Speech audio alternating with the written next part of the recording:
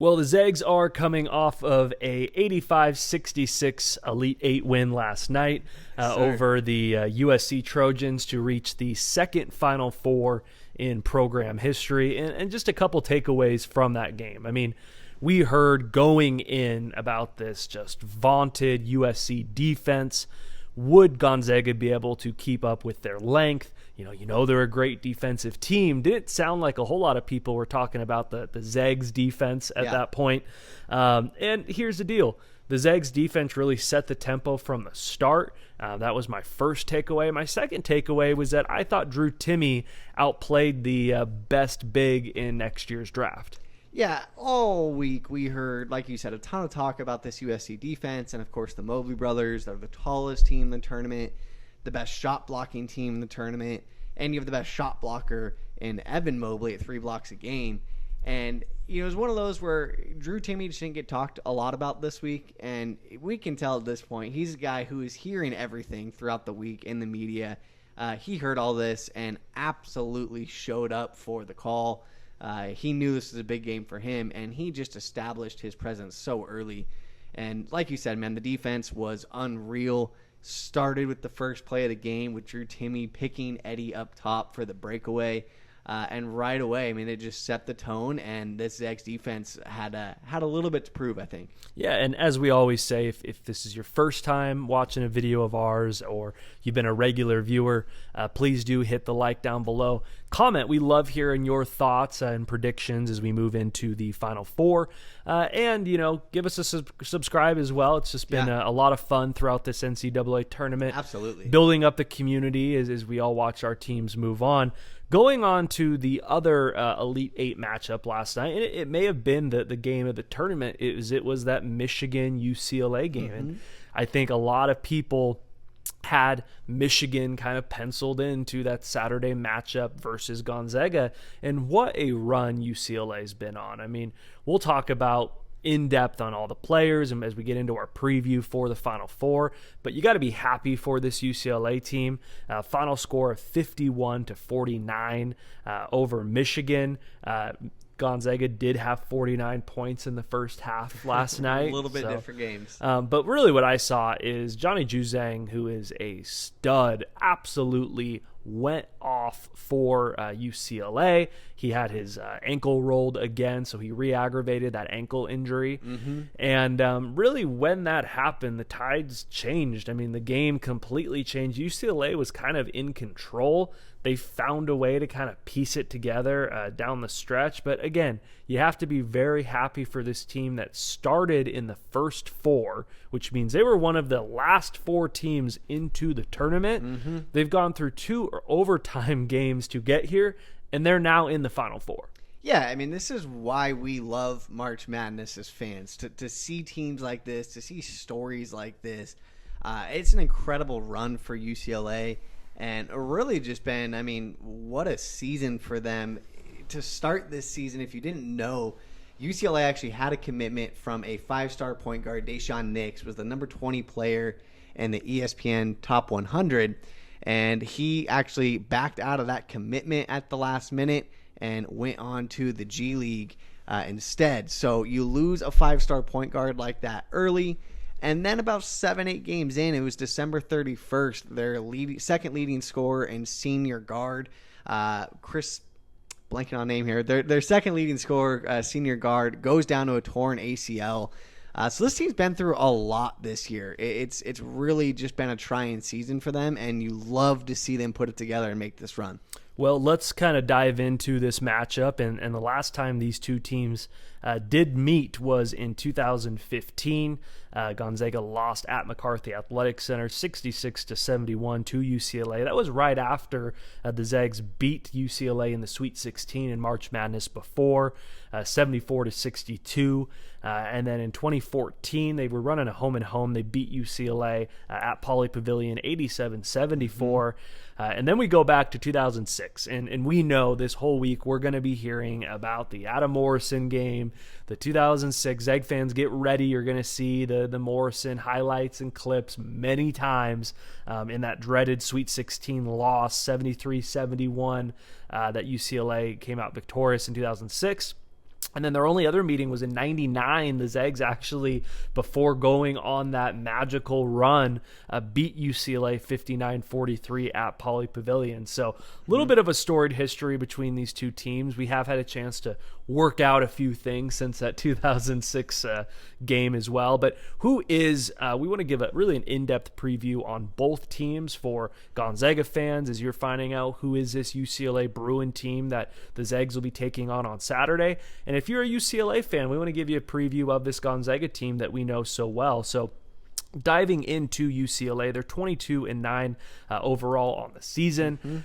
They did not have a great start to the year. They lost to San Diego State the first game of the year, and then it took 3 overtimes to beat WCC foe in Pepperdine the second game, beating Colby Ross's squad, who just ended up winning the CBI to end their season.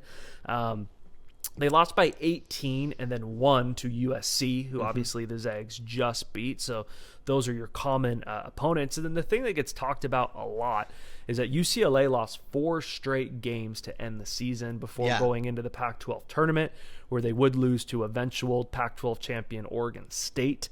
And so really a team that has been up and down all year, and we talk about it. It's all about how well are you playing when you get into March. They barely snuck into the tournament, and then during that week and a half off they had between the Pac-12 tournament and the Big Dance, they figured out a way to put it all together. Yeah, anytime a team loses the 4 games coming into the tournament, it's just that's where people are marking them out in the first round. And you absolutely have to love what UCLA and Mick Cronin did in that short gap there, because they obviously found out a way to make this defense click.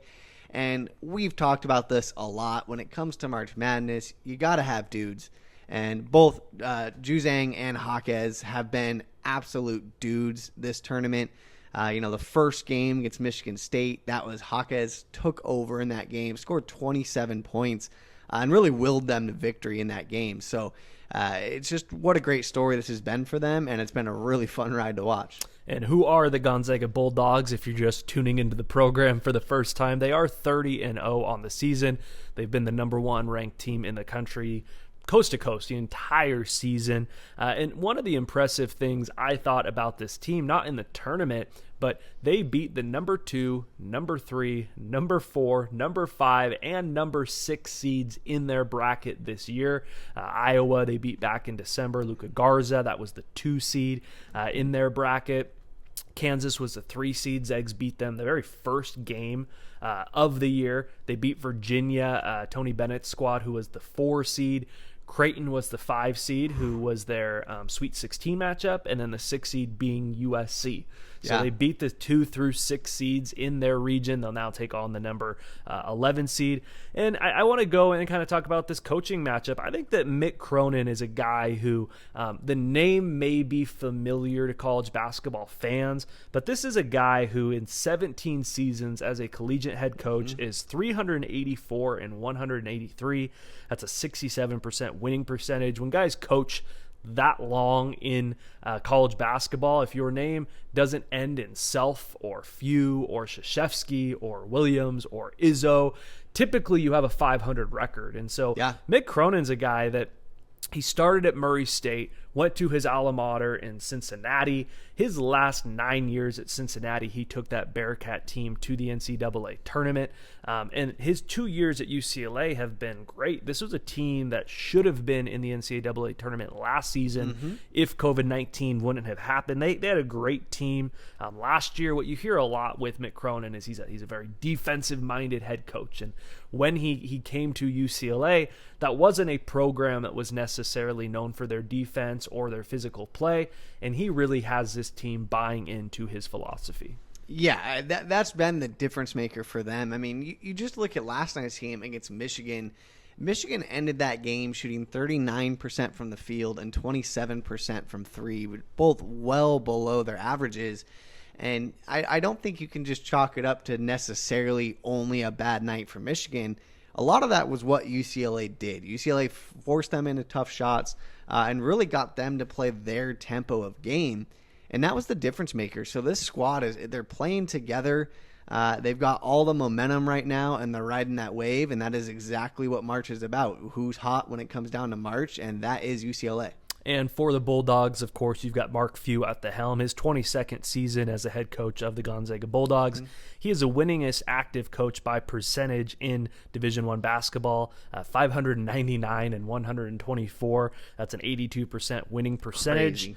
His teams have made the NCAA tournament every single season he's been at the helm for the Bulldogs. 10 Sweet 16s, 4 Elite 8s, and now 2 Final Fours. But let's dive into this in-depth analysis, breaking down this Final Four preview between the Gonzaga Bulldogs and the UCLA Bruins. And really it starts at the guard position. For UCLA, you have Tiger Campbell. He is a 5'11", 180-pound sophomore. Grew up in LaPorte, Indiana. In the shadows of Notre Dame. I mean, if you're from Spokane, that is Liberty Lake to Spokane. That is how far LaPorte is from South Bend, Indiana. Notre Dame did not offer him. He did get an offer from in-state Purdue. He had offers. He had 16 offers. Iowa, Illinois. I mean, he was a stud coming out of high school. It's pretty cool. He'll be playing in the Final Four, 2 hours and 45 minutes from his hometown.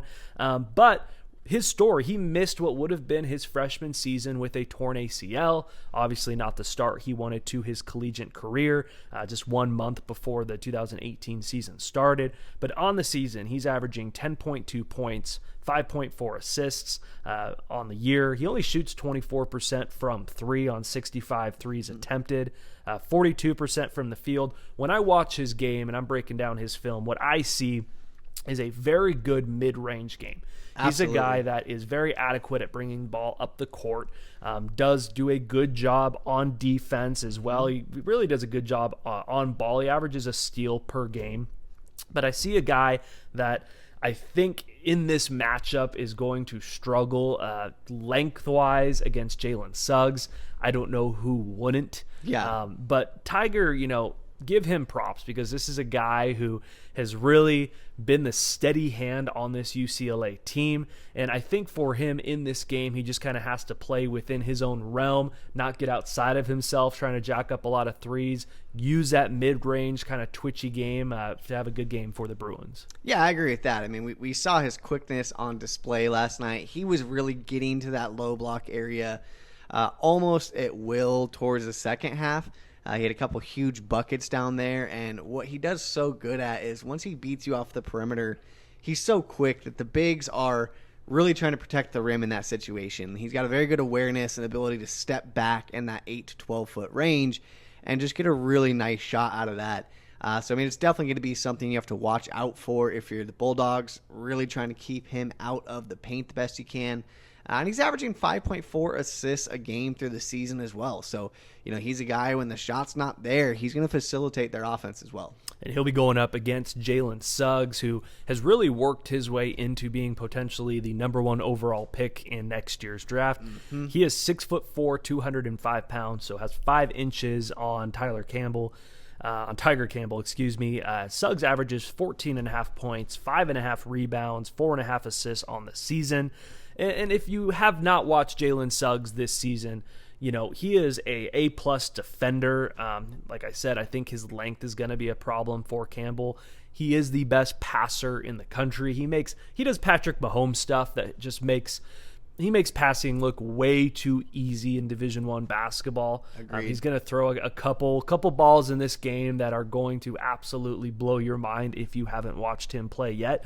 And he's a guy that he can easily get 25 points a game if he needs to, but he doesn't need to on this team. I mean, you'll see spurts that he can just take over at a moment's notice because he is the best player on the court, but he has so much talent around him he doesn't necessarily need to. And you're going to hear it too. It's a drinking game up here in the upper left. Played high school football. It just goes to the athlete he is. This is a guy that if he wasn't playing point guard for the number 1 team in the country, he'd be playing quarterback at Ohio State where he had an offer to play, would be a pro quarterback prospect. So maybe that's part of the passing ability. But I think that in this matchup between the two guards, for UCLA and Gonzaga, if you're a Zags fan, you have to feel pretty good about having Jalen Suggs and the potential number 1 overall pick in your corner. Yeah, any team wants that for sure. And he definitely has the physical advantage in this matchup, no doubt. He's averaging just under 5 assists a game. So, when you hear the best passer in the country, you might run the stats right away, but it's about watching the passes he throws. We've seen him throw 3/4 court bounce passes with backspin on them. The full court passes he throws are just always right on the money. I mean, you hit it on the head when you said he's going to throw a couple passes that you're just going to sit back and say, wow, that's just what he does. And he's so unselfish and such a winner that's why I think the stats don't necessarily always back that up. But it just goes to show, I mean, this team is second in the country in assists. They had 21 assists against USC last night as well. So Jalen Suggs is just different, and he's going to be one of those guys where even if he's starting slow, there will be a stretch where he just chooses to take over, and you really just have to sit back and watch. Moving to the other guards in this game for UCLA, that would be Jules Bernard. He is a 6'6", 205-pound junior. Before this season, he'd only started 3 games for the Bruins. Really has been a full-time starter this season. Averages 10.7 points per game, 5 rebounds, shoots 40% from 3 on 92 attempts on the year. Only shoots 44% from the field, though, and he's at off guard for UCLA, can handle the rock. He's had multiple games in this tournament where he scored 17 versus Alabama, 16 versus BYU. We did see him go on an 0-for-16 stretch before a huge late putback last night, and he'll be going against Andrew Nembhard, which for this Gonzaga Bulldog team is their off guard, their number 2. They really play 2 guards at the same time. He will step up, take more threes than Suggs. When he gets set, he can be a lethal 3-point shooter. But Andrew Nembhard, if you don't know about him, is a 6'5", 193-pound junior, averaging 9 points, 4 assists per game. Transferred to Gonzaga from Florida, where he started all 67 games for the Gators, led his high school to a Mount Verde to a high school national championship. And I think on this GU team, he's the best ball handler on the team. And I liked what you said when we were kind of going through our pregame, not to steal your thunder, but he is a mid-range maestro, I think was the title. Quote. Yes. So talk to me a little bit about this Bernard versus Nembhard matchup. Yeah, Bernard right away. Bernard's a great shooter. He's got length as well, so he can be a tough guard on the perimeter. So right away for Gonzaga, I mean, that's going to be a focus. If you can take away the threes from him, you're taking away a lot of his offense. And when it comes to Andrew Nembhard, I mean, you said it. He is the best ball handler on this team. He is a true point guard through and through. But what I mean, with that mid-range maestro is this is a guy who, a lot of guys come off the screen and roll, and they're either going to just run straight at the hoop or they're going to look to step back and take a 3.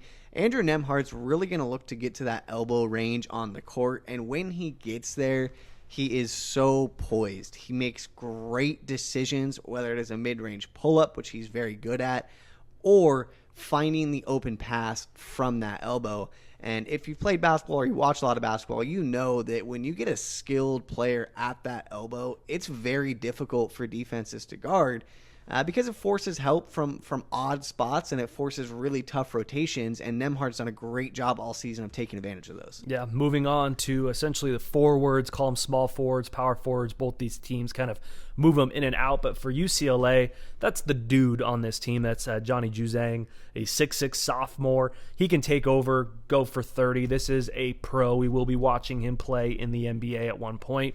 Transferred from Kentucky, where he really did not have a very consistent season, wasn't able to get a whole lot of minutes or consistent minutes for Calipari at Kentucky. Kind of the story you hear, which makes total sense, is this is a Los Angeles kid that when COVID-19 hit, a lot of people thought he would stay at Kentucky. When COVID-19 hit, his family wanted him to be closer to home, transfers to UCLA, where he is just he's flourished in that system. Absolutely. With Mick Cronin. The one thing we have to talk about with him, though, is that ankle. I mean, we saw last night when he left with that ankle injury, it was no joke. You could tell he was in a lot of pain. They retaped it. Momentum or adrenaline gets going and he finishes out the game. I think that's a real concern. I think that he's going to be able to get his on the offensive end. However, what he's able to do defensively, rebounding, is a big question mark. This is a guy we heard during the broadcast. He's been icing and elevating the entire NCAA tournament, so you know how bad that is. But this is a guy, he was the number 33 rated recruit coming out of high school in 2019, according to 24/7 Sports.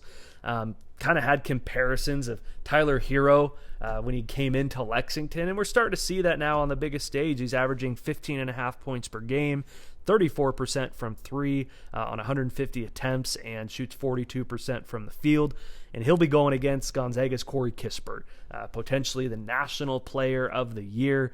He's a 6'7", 220 senior from Kings, Washington. And this is a kid that came back for his senior season, could have gone to the NBA, has worked his way into a top 10 pick in next year's NBA draft.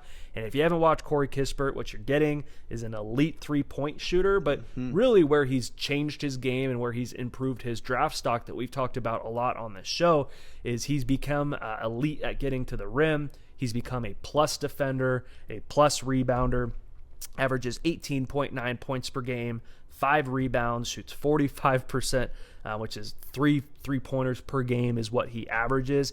He made 9 threes versus Virginia. I mean, if you're a college basketball fan and we're really diving into the matchups and breaking down this game, this is the matchup you have to be excited to watch. Yeah, absolutely. I mean, Johnny Juzang is just, he's a baller. There's no other way to put it. He's playing over his season averages in the tournament, averaging 21.6 points per game in the tournament so far. And, I mean, that matchup with Corey Kispert is just going to be so fun. I mean, you said it. Corey Kispert has rounded out his game so well. I mean, in the game, the Virginia game where he made 9 threes, he was 9 of 13, too. So it's not like he shot 18 or 20 threes. Yeah. He just has that ability to get on fire and absolutely shoot the lights out. So that is going to be one of the best matchups I think we've seen between individual players this tournament. And, man, whoever wins that matchup is going to help out their team a lot in this game. Well, we'll move on to the next matchup in this game. That's going to be between Jamie Jaquez Jr., a 6'6", 220 sophomore. He's a nice complimentary piece for this UCLA team. Averages 12 points, 6 rebounds per game. Shoots 39% from three on 89 attempts on the year, 48% from the field. He did have 27 points in that Michigan State overtime play-in game in the first 4, and what we saw in that is that we saw Juzang go down with an ankle injury, and Jaquez had to step up, and he did in a big way just to will them into that first-round matchup. Yeah. And he'll be going against Joel Ayayi, the national from France. He's a 6'5", 180-pound kid that came to GU at 17, just this lanky guard, quick. No one other than Mark Few, Tommy Lloyd, and Joel Ayayi could have seen him progressing his game as far as he has. Is projected to be eventually a first-round draft pick in the NBA. He averages 11 points, 7 rebounds, shoots 38% from three. And I've been pounding this drum for a long time on the show. He is the best rebounding guard in the country. I understand that there's some kid at St. Louis with better numbers. He's not playing on the best team in the country. Ayayi is an outstanding rebounder for the guard position at 18 rebounds versus Iowa. And really on this Gonzaga team, he's the Swiss Army knife, the glue guy, whatever you want to call it. And what we've seen is when this Gonzaga team is not playing well, when they go on a little bit of a cold streak, which doesn't happen often, or when injuries have popped up, he's a guy who steps up time and time again. He feels like a guy who could score 25 anytime he wants to, but doesn't need to on this team. Yeah, no, that's exactly right. I mean, he's the calming presence of this team, and generally speaking, that's not a first-round draft pick that is the calming presence on your team. So it just goes to show how talented the squad is. Ayayi as well, in any given game, will more than likely be the best off-ball cutter you're going to see on the floor. His backdoor baseline cuts that he does for this Gonzaga team are always on time, and they cause a lot of issues for opposing defenses. And Jaquez is just another guy that, I mean, much like Juzang, these guys just have so much heart. They really do. I mean, you watch Jaquez, and he does a great job of getting down low, and he's a bit more physical down near the rim than you might expect. So just another really fun matchup that we're going to get to watch here during this game. Well, our final matchup we'll preview is down at the post position, the two big centers between these two teams, and that's Cody Riley for UCLA going against Drew Timme for Gonzaga. 6'9", 225-pound junior for Cody Riley, went to Sierra Canyon. He got in early foul trouble last night. He does score 9.8 points per game, 5 rebounds, shoots 54% from the field. And Drew Timme, who is on pace to being the most outstanding player of the NCAA tournament, he's a 6'10", 235-pound sophomore, averaging 19 points, 7 rebounds, shoots 65% from the field. And he's a fundamental big. I don't know how you feel. You haven't talked about it much on the show about his post footwork. Maybe you can get into that a little bit for the first time. Sure. But he's the best big left in the tournament. He's really an underrated defender. And he's also a skilled big that can bring the ball up court when asked to. This is a matchup I expect Mark Few and this Gonzaga team to really go after.